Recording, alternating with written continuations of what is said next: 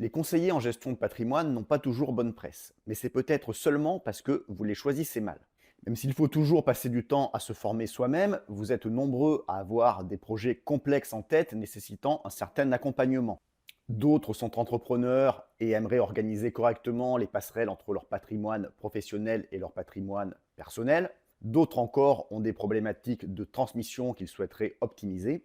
Ou comme autre cas, vous avez un certain patrimoine aujourd'hui, soit parce que vous l'avez construit, soit parce que vous l'avez hérité, et vous trouveriez confortable que quelqu'un y jette un œil extérieur pour vous aider à l'optimiser. Autant les notaires ou éventuellement les avocats peuvent vous aider sur les aspects juridiques, les conseillers purement financiers peuvent vous aider sur l'aspect financier, mais le seul métier finalement qui regroupe à la fois l'aspect financier, l'aspect juridique et l'aspect fiscal, c'est le métier de conseiller en gestion de patrimoine. Or, vous avez peut-être entendu des discours de gens déçus quand ils avaient fait appel au service de conseiller en gestion de patrimoine. Et ça, c'est tout simplement parce que les gens ne comprennent pas les différents types de conseillers en gestion de patrimoine et du coup choisissent mal leur conseiller en gestion de patrimoine. Et donc nous allons voir dans cette vidéo comment bien choisir un conseiller en gestion de patrimoine quand vous en avez besoin.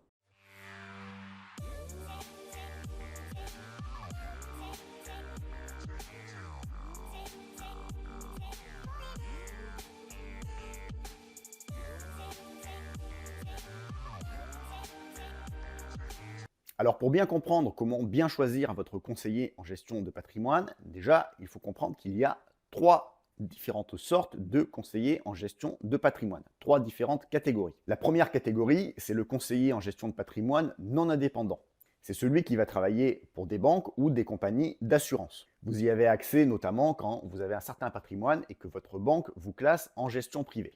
Donc ces conseillers ont un atout, ils sont beaucoup plus compétents et mieux formés que le conseiller lambda, le conseiller clientèle que vous avez en particulier non gestion privée, qui est un pur commercial et qui n'a pas forcément beaucoup de technicité. Par contre, ils ont un inconvénient majeur, c'est qu'ils sont non indépendants.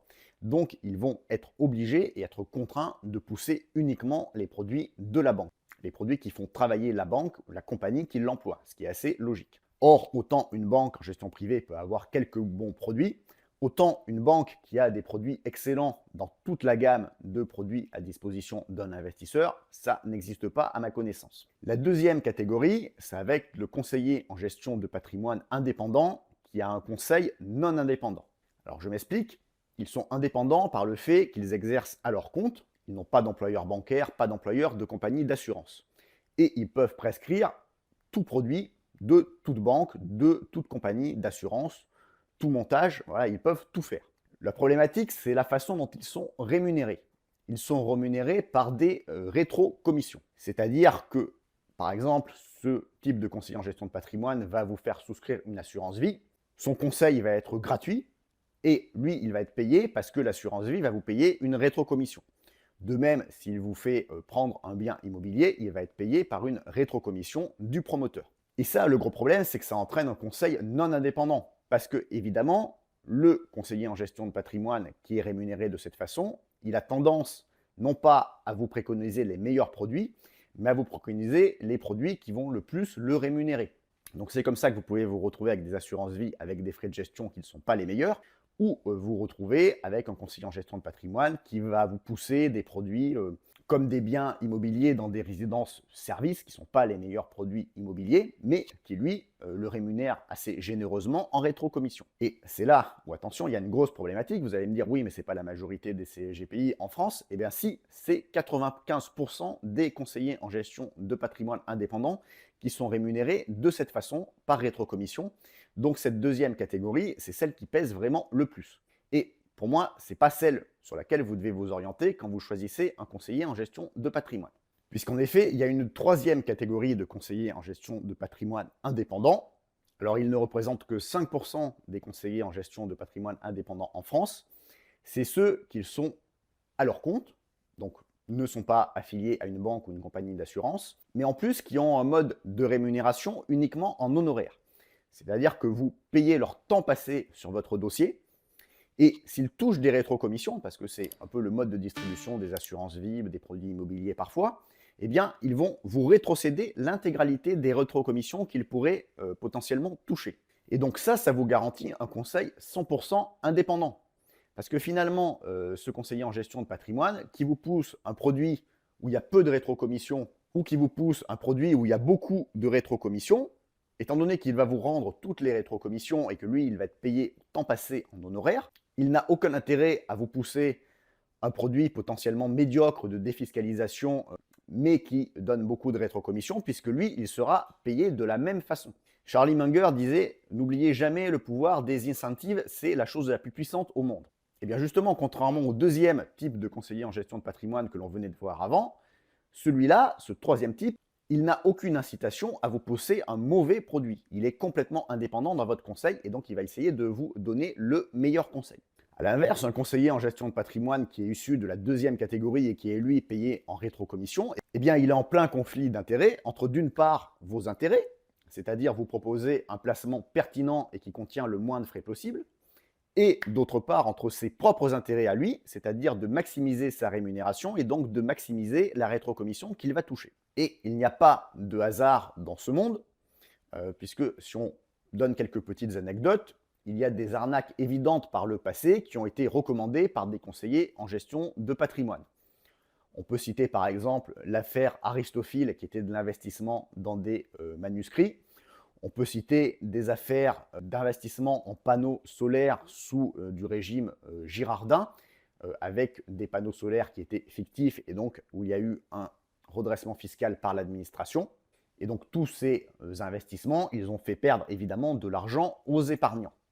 Et donc on peut s'interroger sur tous les conseillers et les intermédiaires qui ont préconisé ces placements.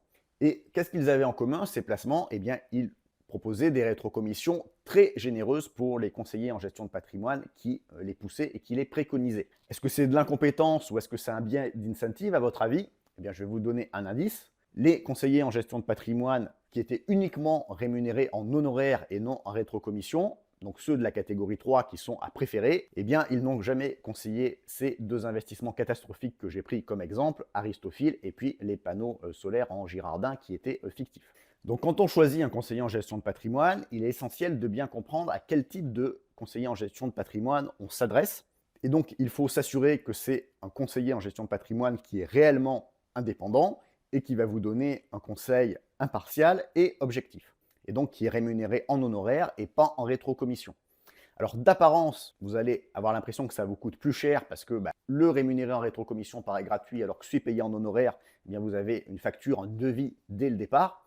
Mais en réalité, sur le long terme, c'est bien ce type de conseiller en gestion de patrimoine qui va vous coûter beaucoup moins cher. Et pourtant, ce n'est pas ceux qui fonctionnent le plus, puisqu'on voit que c'est que 5% du marché en France, contre 95% de ceux qui sont rémunérés en rétrocommission. Tout simplement parce que le français aime bien quand c'est gratuit, il n'est pas prêt à payer. Sauf qu'il ne voit pas ce qu'il y a derrière le gratuit et qu'en réalité, ça lui coûte plus cher.